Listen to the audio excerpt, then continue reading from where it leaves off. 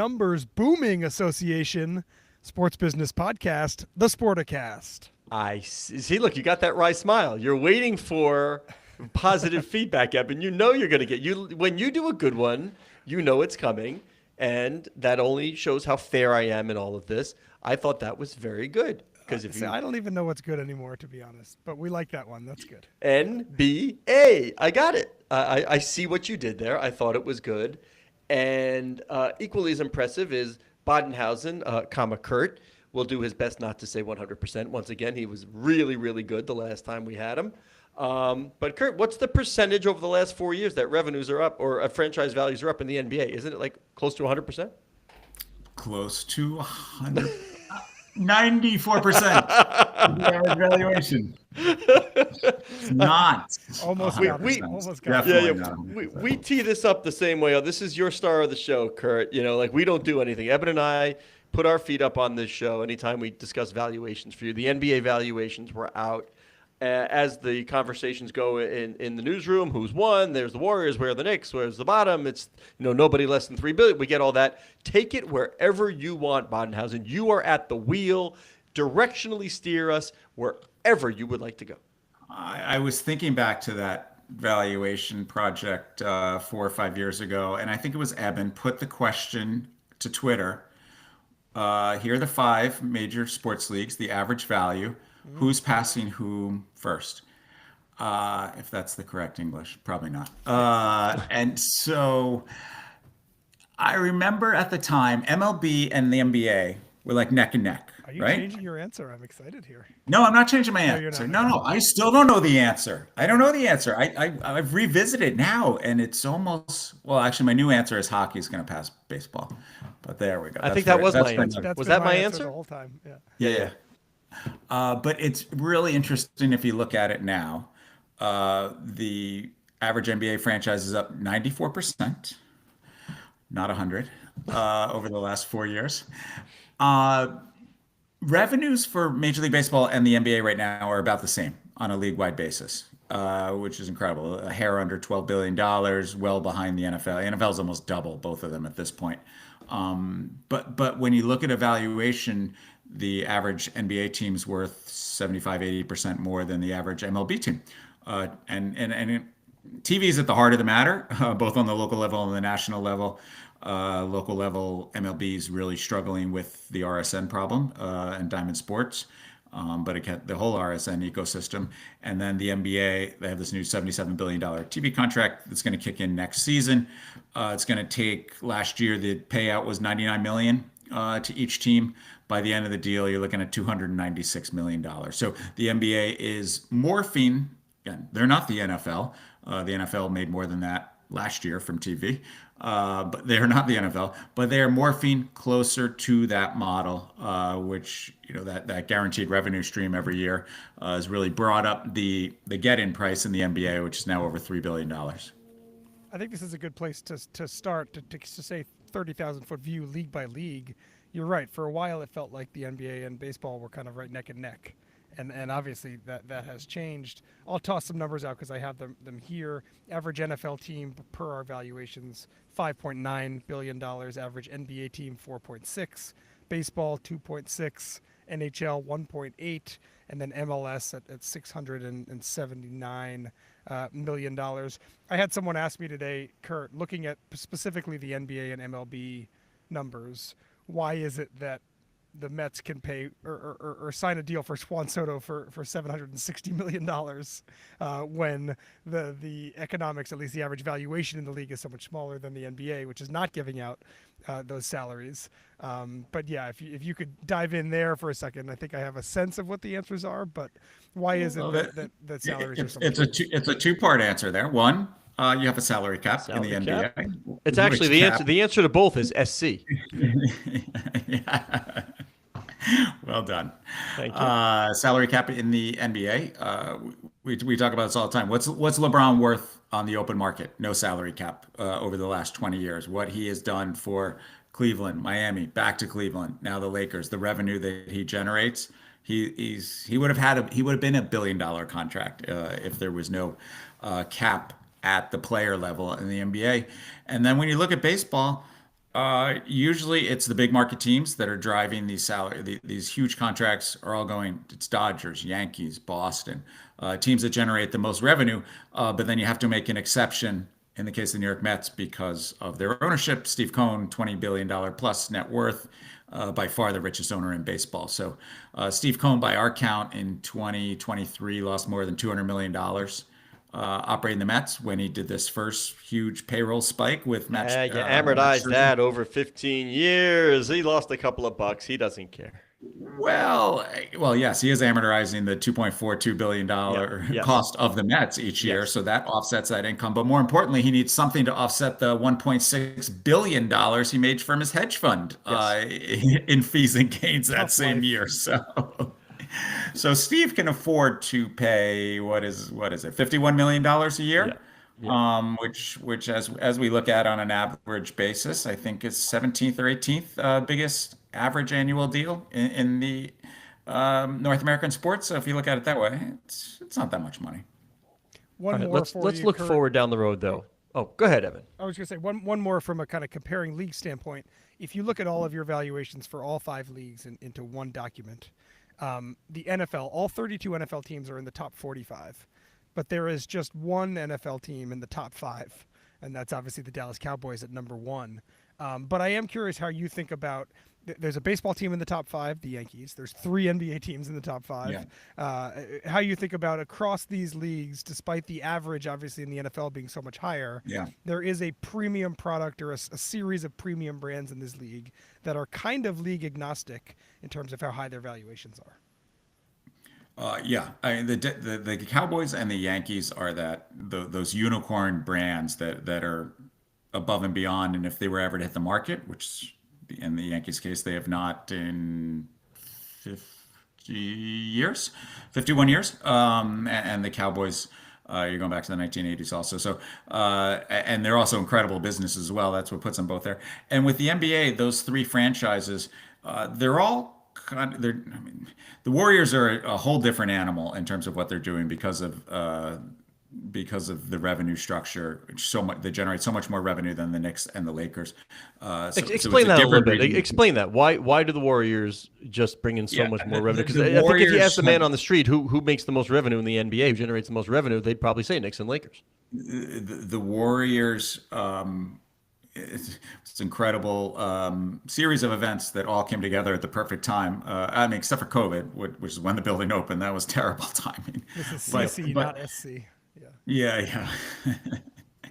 But they, to have this incredible run, 4 titles, while Steph Curry was there and Klay Thompson, while you're opening a building that had never been done before in the NBA, billion-dollar plus arena.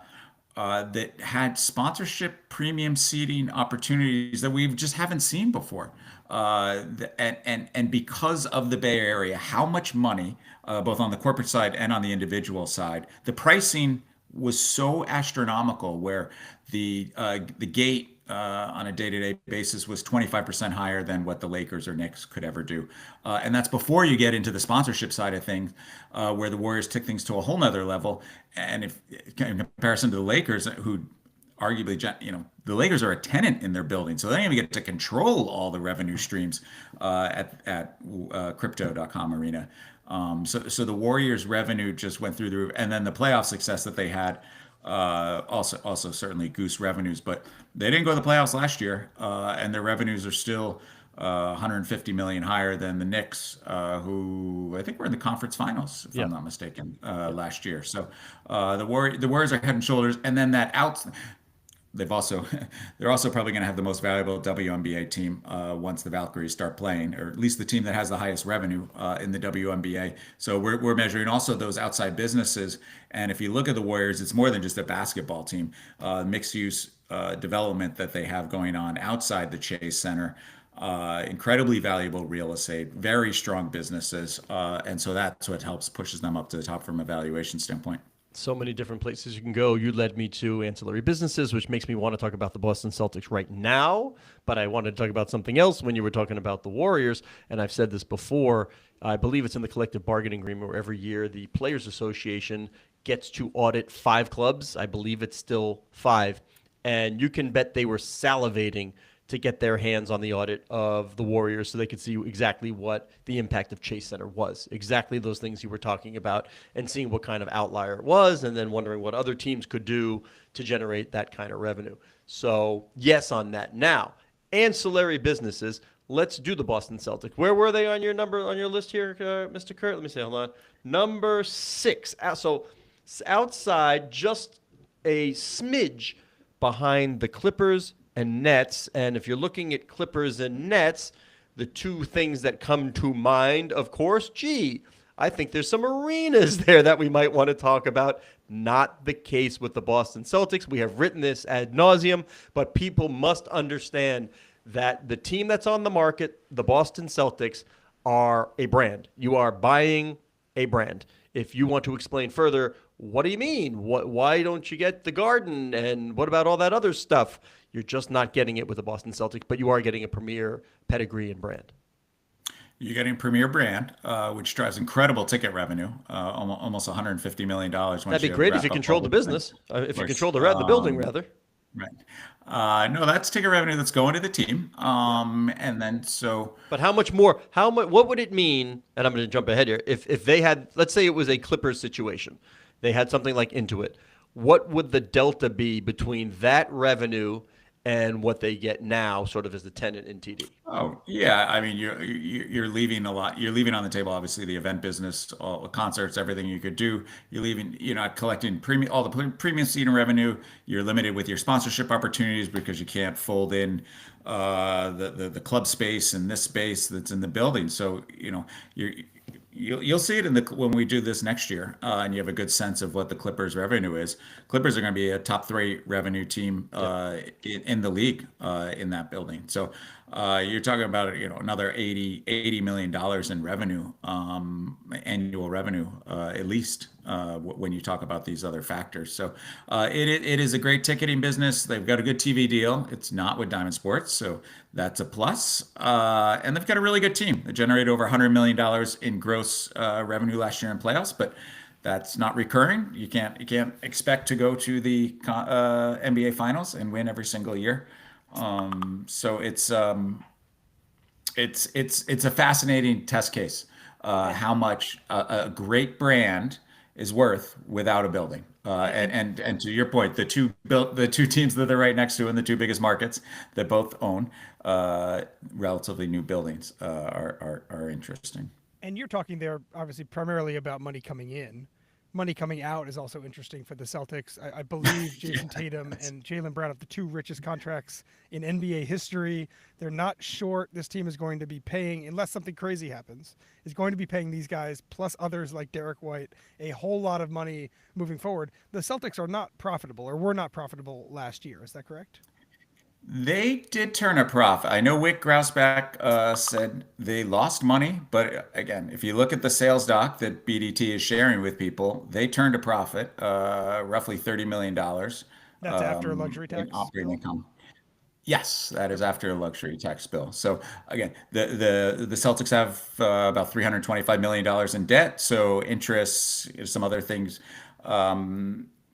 eat that up. But the Celtics have not historically had capital calls. They also haven't made distributions where they basically just banked the cash, and so they're sitting on $300 million in cash. There'll always be a rainy day. Keep that fund right there. Yeah, exactly. There's a big $300 million rainy day fund sitting in the Celtics coffers that can cover if you're not making the NBA Finals and potentially losing money, or your luxury tax bill is going to continue to climb and you lose money even if you make the NBA Finals. How much do you think of commitments to players as a factor at all in? I mean, if the Celtics were under the cap or significantly under the cap, would it change your number at all, or is this it doesn't kind of because it works both? I think it works both ways. I mean, you have a chance to win. Of course. You have a chance to win titles over the next 5 years. I mean, and if you're buying into the league, like you want to win a title. And then you have some optionality. You don't have to, you can make decisions where you can break up Jason Tatum. You win your title, win a second title, you break up Jason Tatum. I mean, we saw it this year Boston fans, with the Golden mute State. your mic, mute your Yeah, the headphones. brand new owner comes in. Here's another championship, and I'm trading away the popular best player. No, Bye, everybody. Fan but the get to choose way who we keep. you're set, you can, again, it's hard after you win a title to do it. But the Golden State Warriors just did it. I mean, they could have kept Klay Thompson, and they said, we're letting him walk. And they have more cover than they used to in the old days, where it was just writing the check. But now, as we saw with the Clippers and the Warriors, because of this second apron, it's a system that they've put it in because they didn't want teams just writing a check and could care less because they could afford it. But now it impacts your roster construction if you're going to blow by the luxury tax over and over and hamper your ability to compete in the future. And so that's why the Warriors let Klay Thompson go. I mean, if it was just a money issue, they would have paid it. But if it affects your draft picks going forward and who you can sign and trades you can make, and then it's going to potentially handcuff you for 5 years after that. So listen, the reason the NBA wanted this in place is because they want to have a system that fits closer to the NFL, where the luxury tax has not served as a cap very clearly. It's a soft cap. We say it's a yarmulke. It's the soft cap. It's they want a cap they want not a cap, a luxury tax threshold that has more teeth. And instead of just making it about money, it's making it about how you can build a roster. So that's why these decisions are being made. So, but yeah, they are on the hook over the next 2 or 3 seasons without getting rid of those guys. Hundreds of millions in luxury tax payments. All right, it's time to put some reputations on the line, gentlemen. Are we ready? We'll start with you, Novi. So, end of the day, it's done. Boston Celtics, sale price, man. greater than, less than $6 billion. I have to go. I gotta go before Kurt on this one. I'm gonna say. Yeah, less of course than. you do, because he's going to be right. Yeah, I think less than. I think this team is going to sell to Steve Pagliuca. He's already an LP, someone who the Wyc Grousbeck or the Grousbeck family is already familiar with. And my guess is that someone who doesn't need he already has equity.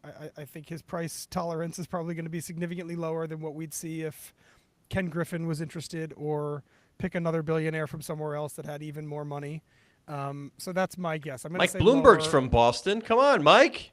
Too much. Also Imagine don't the think guy we're who gonna hated see sports. him. All of a sudden, Mike's got the Orioles. He's going to have Timberwolves, maybe. Yeah. Then he wants to add the Celtics. Come on, Mike. So I'm saying it starts with a 5, and I'm saying that specifically because I think Steve is going to lead a group that buys this team. All right, Kurt, tell him he's right. I hate this, but tell him he's right.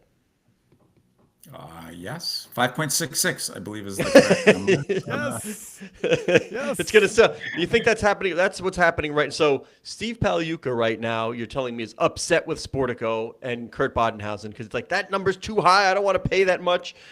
So the sellers, are they happy? I know we haven't spoken to them yet, and we probably will at some point. But I say Pagliuca is thumbs downing you, hissing and booing. The Grousbecks, they happy at 5.66, or are they saying, Kurt, you undercut us. We're worth so much more than that, even though we don't have a building or a WNBA team or anything else, even though we just have the team itself. I think they want 6. I think the NBA wants 6. I mean, the NBA certainly has a vested interest in how this unfolds. Yeah. Because it's no secret they're looking at expansion. A huge number on the Celtics sale without a building. Yep. Impacts Las You're- Vegas. Yep. It impacts things. So just look at there's a lot of NWSL. people that want a big number here. NWSL just had a few big transactions, including one in San Diego. Everyone around the league, when they saw that the San Diego team was selling for $113 million, was also thinking about the expansion slot that they were simultaneously selling, and thinking, oh, that price just went up. And as Kurt and I reported this week, it does look like it's going to sell for over $105 million.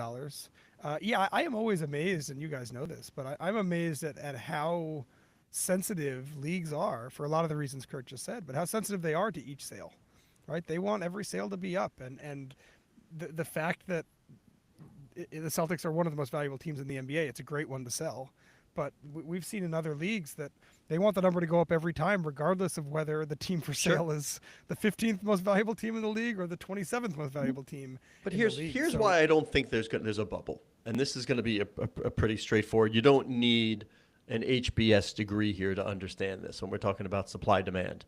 There are only so many of these franchises, right? And yes, you may mint a new one every whatever it may be. We're talking about expansion.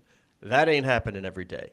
We are, however, minting new billionaires quite regularly. There are a lot of people with a lot of cash who are looking to get into all sorts of different asset classes, sports now being one of them. So there are teams themselves, there's adjacencies such as real estate, there's media, there's finance, and the teams help with all of that. They're centerpieces of all of that, which is why I say more buyers, same number of franchises, prices will go up. And one of the jobs of the commissioners is to make sure that the runway, looks like, Newark Airport in a snowstorm. There's just a whole bunch of people sitting there. They'll pre-vet, they'll educate. There are people on the runway for specific franchises and just sort of general interest that we probably don't know the names. Like it's like, wait, who's this billionaire family? What? Who? And maybe they have a small piece of something else. And then all of a sudden the team hits and you're like, they're the new buyers, they're the new front runners, they're the new bidders. Like never heard of them, and then we scramble to find out who they are. So I think you're right, Eben. I think you're right that it'll be 5 something. But there is a piece of me that would not be definitely not shocked. What's less than surprised? Like I wouldn't be, but whatever that is. That if somehow, some way, with some creative accounting, by the way, a promise future spend thing, where that sucker starts with a 6. That's what I'm going to say. The Matt Ishbia version, right? The guy that comes in and is just like, I want Not this at $2 hot dogs, my I friend. don't care that much about what it costs. Like, what does it take to make this happen now? Great, let's do Yeah, it. if you want to get in, this is the price. I want to make sure I don't have to go bidding against anybody else. I want it. Let me lock it up. The chances of getting the Boston Celtics in the next 30 years are not good. So, did you see the Ishbia story, by the way, Badenhausen? Cutting concessions. Yes, hot dogs, water, popcorn, $2. This should be a rule across all Matt sports. I'm Ishbia is a sorry. man of the people. He fan friendly. Wants a good fan experience. He's made that very clear. That's why we have it. It's why his TV games are on free TV. I'll talk about luxury tax bills. Whoa. Oh yeah. They're looking at about 200. They're looking at about $200 million in luxury tax bill. That's a lot of hot dogs at $2. Yeah, but what about 100 all the million championships they've won in the last 5 years? Oh wait, whoops. I'm sorry, wrong team. Can we go to the bottom of the list here, Kurt? Memphis. I got something on Oh. one of the bottom teams, by the way. Oh, okay. Memphis 3.06, Pelicans 3.09, T-Wolves 3.29. We'll find out who owns them soon enough.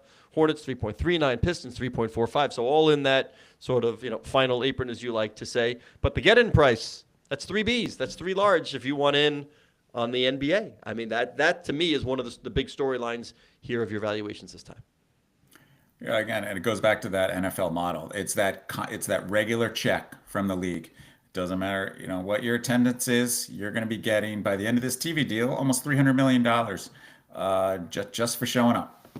So that is goosing that get-in price. And then we haven't brought up international, which we going back to David Stern has been talking about with the NBA, how all this international And opportunity. NBA Europe is going to be, you're hearing it first. Maybe not first, but I'm going to use that line. You're hearing it first. NBA International will be a significant revenue stream for these owners.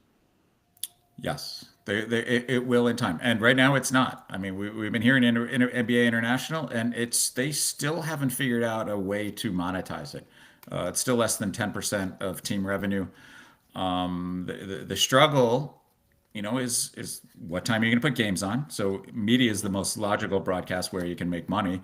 But games take place after midnight in Europe. And But I'm not talking early in the NBA, morning. Kurt. Nature. I'm talking O&O properties, my friend. Yeah. Well, that is the opportunity there, and there is a content play certainly as you think about how people consume content now. It's not sitting down to watch 2 hours plus of basketball, sponsorship, and certainly creating new entities that you can capture revenue. I can't wait for Novi Williams to be awake at 1, 2:15, He is going to become quite a. Yo, I was watching the Vancouver Canucks last night.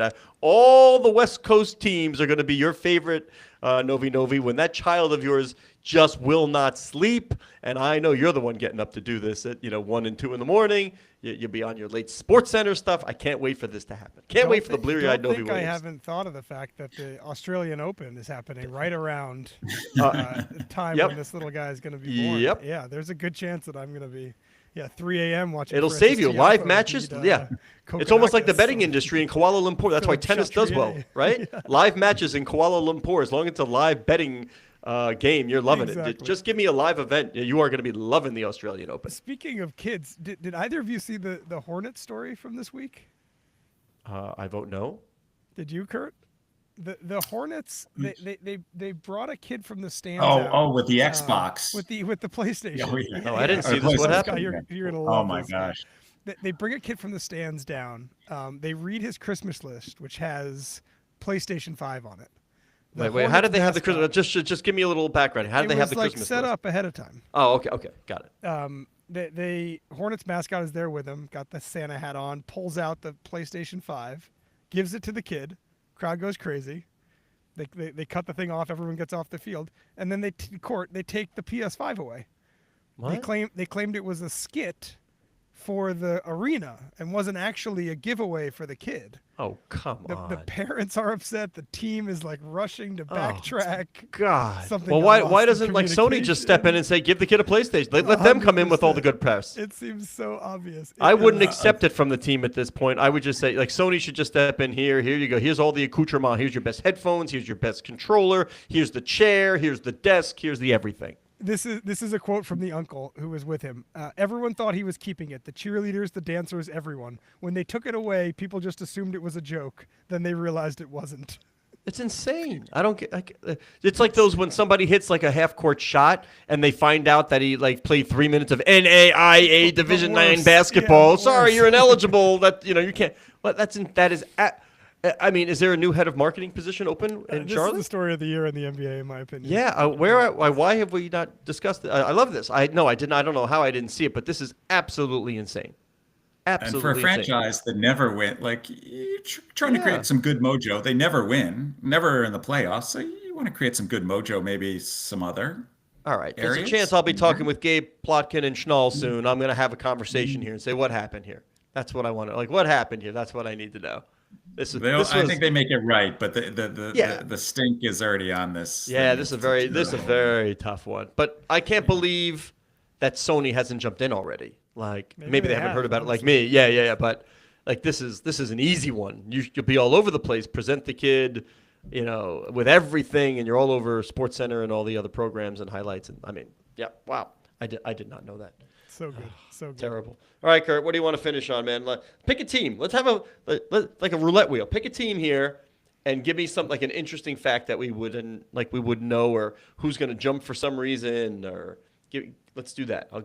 Your choice. Who I like is the Hornets. Really? All right. Just out of the relegation zone, fourth from the bottom. Okay. Their revenue's been bottom three, never make the playoffs. It's the NBA is so hard because you need you need those players. One player makes such a difference, and they haven't had those transcendent players. But in terms of just a region of the country and new ownership group, that before this Sony PlayStation. Wait! thing, I love this new ownership group. You had Michael Jordan. That's supposed to be the greatest thing in the world. Michael Jordan was your owner. You're like, new ownership group. Michael, man, it's Michael Jordan. Yeah, I get it. Yikes. New group taking a different approach than Michael. I think there is a lot of opportunity there. We always look the teams that are going to sell next. We've been waiting for Portland to sell for a long time. Now we're here. Maybe it's the Seahawks that go first, and she tries to hold on to the Trailblazers. So we had this flurry of team sales in 2023, and which led to a lot of people thinking why are all these people trying to get out if business is so great in the NBA? And there were some, extenuating circumstances in a couple of the markets, certainly. But there's been a lot of turnover relative to, say, the NFL, where teams almost never trade outside of, we've had a couple in 2022 and 2023.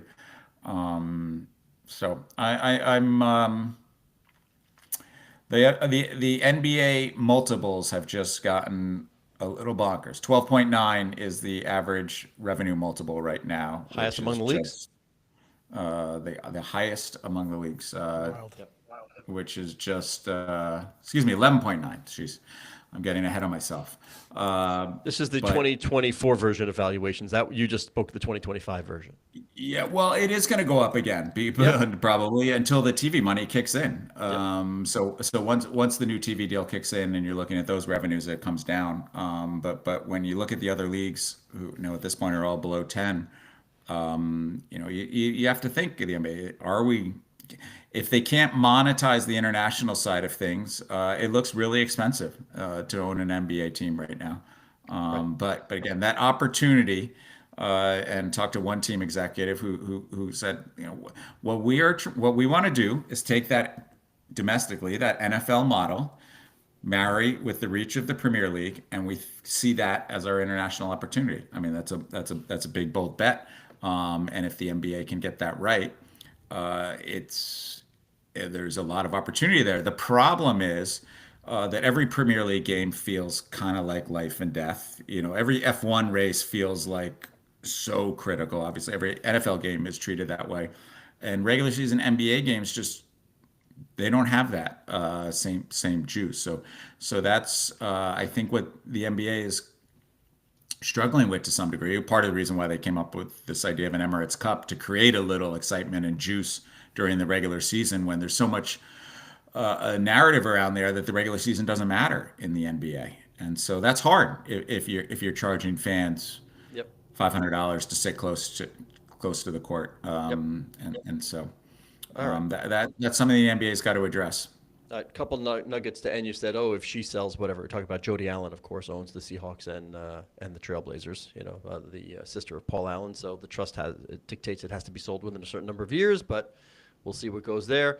And of course, let's not forget the NBA on its way back to China. We'll be playing in Macau, so revving that up again. And I loved it. Dan Bernstein, one of our editors, came up with a great headline that day when we wrote about that, where he said the moratorium had ended in China, because it was all from the Daryl Morey tweet. So moratorium I thought was really good. And let's just say I know 100% that that line had made it to Daryl and he got a good chuckle out of it. So all good. Clean it up, Chris. We're all good. I will say the NBA will tell you that it was not Daryl Morey that caused the problem. It was Adam Silver's response that said, we support his freedom of speech. Yes. And what he did, Yes. and that was the final blow. Yeah, they wanted Adam to pressure the Sixers to fire Daryl, et cetera. Yes. Yeah, And he said, nope. yeah, can't do that. There we go. Okay, close it out. Anything you All want? right. Last word. Go ahead, Kurt. Last word. Final word. Go. NBA.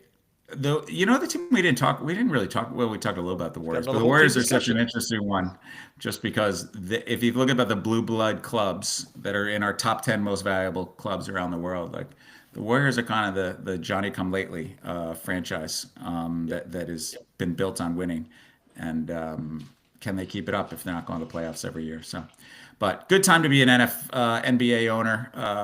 NFL too. NFL too.